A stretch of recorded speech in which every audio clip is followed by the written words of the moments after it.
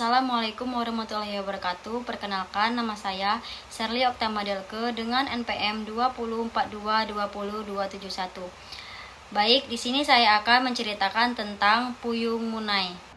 Pada zaman dahulu kala ada dua orang bersahabatan karib, seorang bernama Talib dan yang lainnya disebut dengan Pak Dul. Sejak kecil hingga dewasa, keduanya bersahabatan baik sehingga keduanya ini tidak pernah berpisah. Di mana Talib, di situ pula ada Pak Dul berada. Begitulah persahabatan yang akrab itu berlangsung, terus suka duka dirasakan bersama seperti pepatah. Ke bukit sama mendaki, ke lurah sama menurun, berat sama dipikul, ringan sama dijinjing. Melihat keakrabannya, seisi kampung tertarik akan cara mereka berdua berteman. Keduanya menjadi buah tutur orang di kampungnya. Sejak kecil, keduanya dengan sebutan anak yang baik. Lalu, setelah dewasa menjadi pemuda yang baik. Waktu berjalan terus dan sampailah mereka pada saat akan berkeluarga. Rupanya memang sudah kehendak yang maha kuasa keduanya mendapatkan jodohnya dalam waktu yang tak banyak berbeda. Dalam bulan yang sama, keduanya dapat mempersunting gadis kampungnya. Tersebutlah kisah bahwa ada seorang asing, orang Arab yang dikenal dengan sebutan Bang Sali. Orang ini rupanya seorang yang alim yang berusaha menyebarkan agama Islam. Sejak kapan ia berada di sini tidak jelas, yang dikatakannya antara Bang Sali dengan Talib dan Pak Dul sudah terjalin hubungan yang akrab. Talib dan Pak Dul menjadi murid yang setia dari Bang Sali. Walaupun keduanya sudah menikah, namun keduanya sering berada di sekitar Bang Sali, gurunya itu. Setiap hari mereka selalu menerima pelajaran agama dari Bang Sali. Begitulah bertahun-tahun telah berjalan dan Bang Sali melihat bahwa kedua muridnya ini dapat diharapkan untuk penggantinya menjadi pelopor dalam menyebar luaskan ajaran agama yang dianutnya itu. Atas dasar itu, maka Bang Sali bermaksud untuk mengajak keduanya menunaikan ibadah haji. Puyang Munai, nenek dari nenek atau panggilan terhadap orang yang dianggap sebagai cakal bakal dari suatu turunan, penghuni sebuah desa atau kampung dari bahasa daerah Pangkalan Bali Muda. Pada suatu hari, Bang Sali memanggil kedua muridnya itu, lalu ia berkata, katanya, saya lihat kamu sudah mengetahui dan melakukan semua ajaran agama dengan baik. Untuk kelengkapannya, saya bermaksud untuk mengajak kamu berdua naik haji ke Tanah Suci. Bukan alang kepalang senang hati keduanya mendengar ajakan gurunya itu.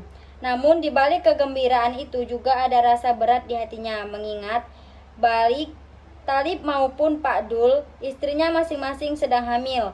Untuk mengemukakan alasan itu gunanya berat rasa hati mereka. Akhirnya kedua menjawab, baiklah, kalau demikian kami akan mengikuti guru ke Tanah Suci. Pada malam hari, Talib, begitu pula Pak Dul, menceritakan pada istrinya tentang maksud keduanya untuk menunaikan ibadah haji itu. Istri Talib sangat gembira bahwa suaminya akan naik haji bersama gurunya, walaupun sebenarnya ia merasa berat hatinya, mengingat ia sudah dalam bulan kelahiran dari anak pertamanya. Istri Talib berkata, sekiranya Kanda sudah mengambil keputusan demikian, maka saya rela Kanda pergi bersama dan teman Kanda. Demikian setelah semuanya disiapkan, saat berangkat pun tiba. Mereka menaiki sebuah perahu atau kapal lalu berlayar menuju Tanah Suci. Entah sudah berapa minggu dan bulan mereka berada di laut lepas, tidaklah diketahui, dan akhirnya mereka sudah sampai di samudra dekat Afrika. Pada suatu malam, Talib dan Pak Dul berbisik-bisik memperbincangkan tentang istri mereka. Apakah sudah melahirkan? Apakah selamat? Tidak kurang suatu apa? Pendeknya mereka membayangkan bagaimana keadaan istrinya sekarang. Mereka sedang berbisik-bisik itu bertanya, hai Talib, apa yang sedang kamu percakapkan? Keduanya berdiam, tidak menjawab. Sudahlah, tak usah kamu terlalu banyak menghayal. Kalau kalian tidak ingin meneruskan perjalanan ini, terserah kalian, boleh pulang sekarang. Tentang istri kalian, keduanya sudah melahirkan. Engkau Talib, istrimu melahirkan anak perempuan dan berilah nama Munai. Dan engkau Dul, anakmu laki-laki, berilah ia nama Abdullah. Kalau betul-betul kalian ingin kembali, kembalilah. Nah, ini kalian bawa sebagai oleh-oleh. Engkau tadi bawa ini maja dan tanamkan di dekat pangkalan mandi. Engkau Dul bawa ini beringin sumsang tanamkan di jalan di dusunmu, katanya Pak Dul. Setelah ia berkata demikian, maka ia pun melanjutkan lagi. Sekarang pejamkan mata kalian. Segera keduanya memejamkan mata, maka ketika mereka membukanya, mata mereka telah kembali berada di kampung halamannya. Alangkah gembira keduanya ketika melihat istri masing-masing betul-betul sudah melahirkan sesuai dengan apa yang dikatakan gurunya. Demikian, dari tahun telah berlalu dan Munai, putri Talib sudah remaja dan terkenal dengan sebutan Pak Munai atau Puyang Munai. Sesuai dengan sebutan terhadap anaknya, berita kecantikan serta kekayaan orang tuanya tersebar luas dan dikabarkan bahwa kalung dan gelang si Munai dari emas, perhiasan intan yang banyak.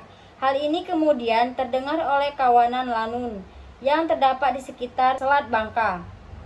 Pada suatu hari ketika Talib atau Puyang Munai sedang berjalan-jalan di sekitar kampung, dengan tidak disangka-sangka datanglah kawanan Lanun dipimpin oleh Munak Raden.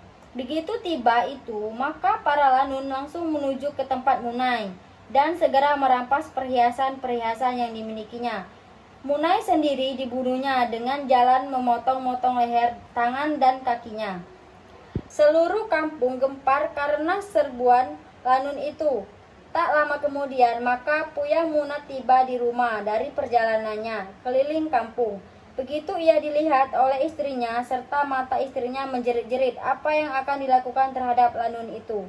Ia telah membunuh anak kita, engkau harus menuntut balas. Dengan tenang, Puyang Munai menjawab, sudahlah, anak kita sudah meninggal, kita kuburkan dan para tamu kita ini kita beri makan, mungkin ia lapar sekali. Hai, sekalian orang kampung bersiaplah, masak nasi yang banyak, aku akan mencari buruan untuk lauk pauknya. Puyang Munai lalu pergi mencari binatang buruan. Tidak lama kemudian, ia kembali dengan menyeret seekor gajah yang besar. Gajah tersebut ditariknya saja ekornya, lalu disuruhnya sembeli. Semuanya dimasak berikut otak gajah itu. Setelah nasi dan gulai masak, lalu dihidangkan kepada para Lanun itu. Bukan main lahapnya Lanun itu. Setelah selesai makan, para Lanun beristirahat melepas lelah. Dan tak lama kemudian semuanya tertidur. Akan tetapi para Lanun itu tidak bangun-bangun lagi, karena otak gajah yang ikut masak telah menjadi racun yang memusnahkan mereka semua. Setelah melihat semua Lanun mati, Lanun Puyang Munai berkata, hai kalian semuanya, sekarang singkirkanlah semua mayat-mayat ini. Untuk itu pisahkan saja kepala dengan badan-badannya. Kepala-kepalanya kalian buang ke Tanjung Pening. Jadikan satu tempat tersendiri, begitu pula badannya, buang di Soak Bangkai. Begitulah semua Lanun sudah meninggal dan dikuburkan, hanya yang tinggal pimpinan Lanun saja. Pimpinan Lanun yang tinggal di Rejung lalu turun ke darat dan menghadap Puyang Munai berkata, Tuan Talib Wali, semua anak buahku telah terbunuh dan aku tinggal seorang diri. Kini aku menyerahkan diri pada tuanku dan semua harta benda hasil rampasanku berikut Rejung saja serahkan pada tuanku. Talib Wali menjawab, kalau engkau betul-betul menyerah dan sadar akan kesalahanmu itu. Setelah selesai mendengar kata Talib Wali, maka pimpinan Lanun tadi berjabat tangan, minta diri dan menuju ke pantai. Setibanya di pantai, ia menghentakkan kakinya di tanah sambil berkokok. Tiba-tiba ia berubah menjadi seekor ayam hutan dan terbang menghilang. Demikianlah cerita Talib Wali dan Puyang Munai. Jadi kesimpulannya yaitu cerita ini didapat secara turun-menurun dan diceritakan Talib Wali atau Puyang Munai adalah cakal bakal penduduk desa Pangkalan Balai, Musi Banyu Asin. Pencerita sendiri beranggapan sebagai turunan dari Talib Wali. Tempat-tempat di mana tengkorak, kepala, dan badan dari Lanun dibuang hingga kini disebut Bukit Tengkorak dan Lembah Bangkai. Mereka merasa bersatu dan satu keturunan. Dengan aslinya, Talib Wali ini apa-apa yang pernah diajarkan atau dikisahkan oleh Talib Wali merupakan bagian dari adat istiadat yang harus dipenuhi guna ketentraman penduduk. Baik, mungkin itu saja cerita yang bisa saya sampaikan. Apabila saya ada salah kata, saya mohon maaf. Kepada Allah saya mohon ampun. Saya akhiri. Wassalamualaikum warahmatullahi wabarakatuh.